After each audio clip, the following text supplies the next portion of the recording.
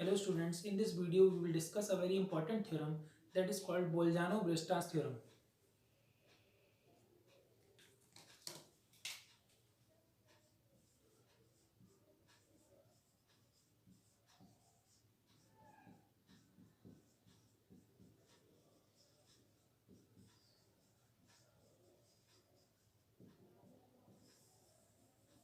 According to this theorem, every bounded infinite set has at least a limit point. Every bounded infinite set has at least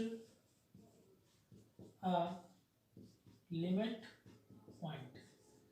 This is the statement for this theorem. Means a set which is bounded and which is infinite also, that must have at least a limit point, right? This is the statement for the theorem. Proof. Let us see that which type of set may satisfy this condition. We have seen in the previous video that open interval and closed intervals are bounded and infinite subsets of real numbers. So here we have to consider a bounded and infinite set, for which we consider a set A. Let A be a set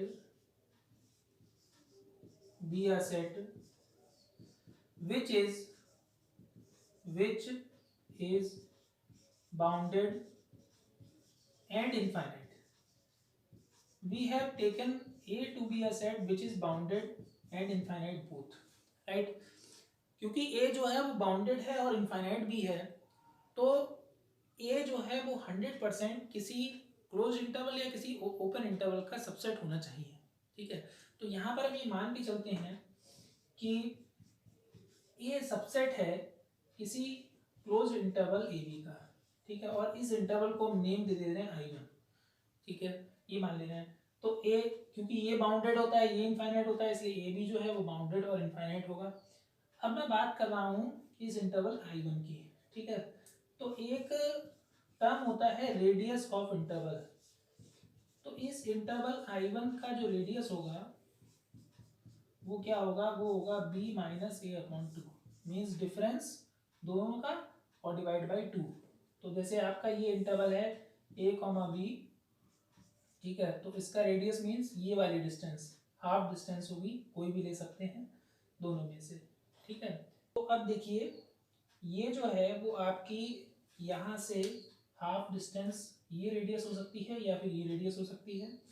तो अगर मैं इस middle point की बात करूं तो ये जो मिडिल पॉइंट होगा ये होगा a plus b by two, ठीक है, क्योंकि हम जानते हैं ये भी रियल नंबर है, ये भी रियल नंबर है, और जो ठीक मिडिल में दो नंबर्स के बीच में आता है वो दोनों के सम का हाफ होता है, ठीक है।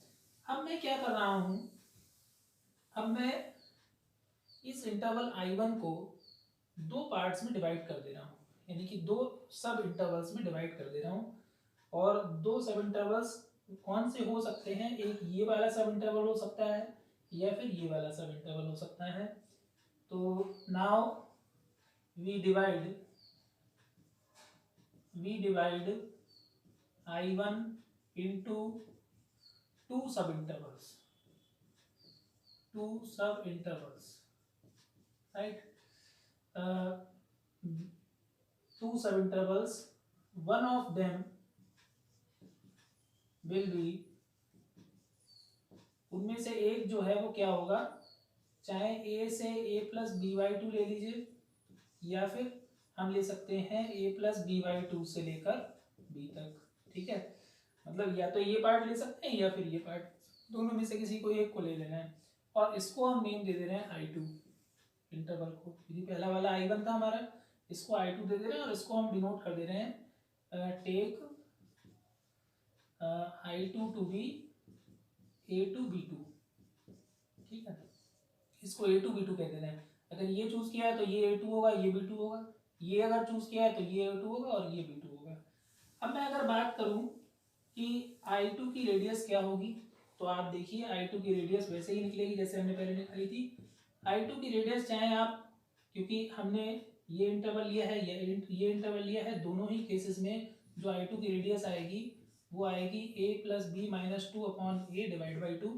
मीन्स अगर मैंने ये वाला लेता, अगर मैं ये लेता तो this minus this upon two दोनों से ही सेम आएगा, क्योंकि रेडियस में मॉड लेते हैं हम लोग। तो ये आ जाएगी, एलसीएम आएगा आपका टू, ठीक है, a plus b minus two b upon two. तो ये कितनी आ जाएगी, आई टू की रेडियस, आई टू की रेडियस आ जाएगी b minus a upon two square, ठीक है। तो आपने देखा कि जो दूसरा इंटरवल है, मान लीजिए हमने ये लिया था, तो अब हमें एक इंटरवल मिल गया है ये वाला, इसमें ये A2 होगा, ये B2 होगा। अगर हमने ये लिया है तो ये A2 होगा और ये B2 होगा, वो हमारे ऊपर हम कौन सा लेते हैं, लेकिन रेडियस इतनी ही होगी दोनों ही इंटरवल्स की। अब अगर इसको फिर से हम डिवाइड कर दें दो सब इंटरवल्स में, ठीक है, अगर हमने ये लिया था तो मैं इसे डिवाइड करूंगा, एक ही वाला पार्ट होगा, एक ही वाला पार्ट होगा। अगर मैंने ये लिया था तो मैं इसे डिवाइड करूंगा, एक ही वाला पार्ट होगा, ये एक ये पार्ट होगा और एक ये पार्ट होगा। तो ये हमारे ऊपर है हम क्या चूज करें, ठीक है। तो मान लीजिए कि हमें एक नया इंटरवल मिल गया I3, कंटिन्यूइंग दिस प्रोसेस, ठीक है, we get an interval I3 with, और I3 की रेडियस क्या होगी, जब हमने देखा कि I1 की थी b minus a upon to, I2 की थी b minus a upon two square, तो I3 की रेडियस होगी b minus a upon to Q, ठीक है। तो इस तरीके से हमें एक पार्ट मिल जाएगा, उसमें चाहे हम ये वाला लें या ये वाला लें, फिर से उसको सब डिवाइड कर दें दो इंटरवल्स में, ठीक है। तो इस प्रोसेस को हम कंटिन्यू करेंगे तो हमें इंटरवल्स की एक क्लोज इंटरवल्स की एक चेन मिल जाएगी, ठीक है। we get an interval and chain of intervals, ये एक हमें इंटरवल्स की चेन मिल जाएगी, intervals I4 I5 and so on IN and so on, such that अगर मैं इन जनरल लिखूं तो एक बड़ी इंपॉर्टेंट बात यहाँ पर निकल आएगी कि जो IN इंटरवल है उसकी जो रेडियस होगी वो क्या होगी आपकी b minus a upon to की पावर n, ठीक है।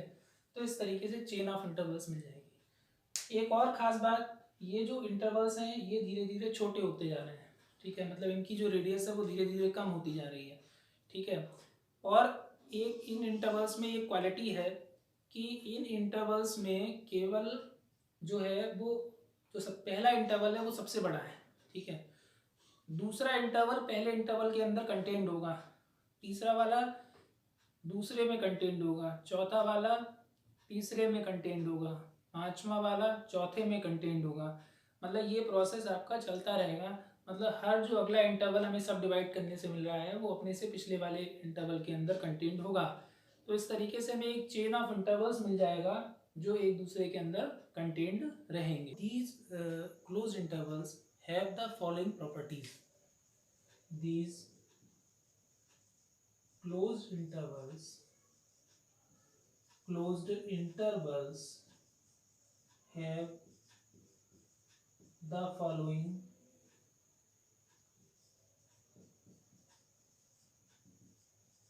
properties. What are these properties? The first property is each of them is a closed interval. It is written above, each of them is a closed interval. The second property is each interval contains the interval next to it. मतलब हर interval अपने से अगले वाले interval को contain करेगा। कहने का मतलब इन जनरल हम लिख सकते हैं क्या, इन जनरल हम लिख सकते हैं, इन जनरल हम लिख सकते हैं कि IN जो है वो कंटेन करेगा IN प्लस वन को for every n belongs to n, ठीक है। और थर्ड प्रॉपर्टी है कि ये हर इंटरवल A के इनफाइनाइटली मैनी पॉइंट्स को कंटेन करेगा। Each IN contains infinitely many points of A, infinitely many points of, ठीक है, हर इंटरवल ए के इनफाइनाइटली मैनी पॉइंट्स को कंटेन करेगा। और लास्ट जो प्रॉपर्टी है वो ये है कि जो इंटरवल की रेडियस है, ठीक है, जब एन इन्फिनिटी की तरफ टेंड करेगा तो जो इंटरवल की रेडियस है वो थी आपकी b minus two A upon to की पावर n। ये जो रेडियस है ये जीरो की तरफ टेंड करेगी।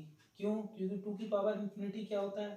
टू की पावर इन्फिनिटी होता है इन्फिनिटी, और वन अपॉन इन्फिनिटी क्या हो जाएगा? जीरो। ठीक है, तो ये जो चारों प्रॉपर्टी होती हैं ये नेस्टेड क्लोज्ड इंटरवल की प्रॉपर्टीज होती हैं। ठीक है, मतलब क्लोज इंटरवल्स का एक हमें सीक्वेंस ऐसा मिल रहा है जो ये चारों प्रॉपर्टी सेटिस्फाई करे, तो वो नेस्टेड क्लोज इंटरवल्स कहलाते हैं। ठीक है ना, तो दे satisfy all the properties of nested closed interval। ठीक है, तो ये जो चारों प्रॉपर्टीज हैं ये आपकी नेस्टेड क्लोज इंटरवल की प्रॉपर्टीज हैं। अब अगर कोई क्लोज इंटरवल्स का सीक्वेंस ये चारों प्रॉपर्टीज को सेटिस्फाई करे, ठीक है, तो एक कंडीशन होती है कि इन सारे क्लोज इंटरवल्स का जो इंटरसेक्शन होगा उसमें कम से कम एक पॉइंट जरूर होगा। मींस इनका इंटरसेक्शन जो है वो डिसजॉइंट नहीं होगा। जब हम इन सारे क्लोज इंटरवल्स का इंटरसेक्शन लेंगे तो उसमें एटलीस्ट मतलब कम से कम जो है एक पॉइंट होना चाहिए। ठीक है ना,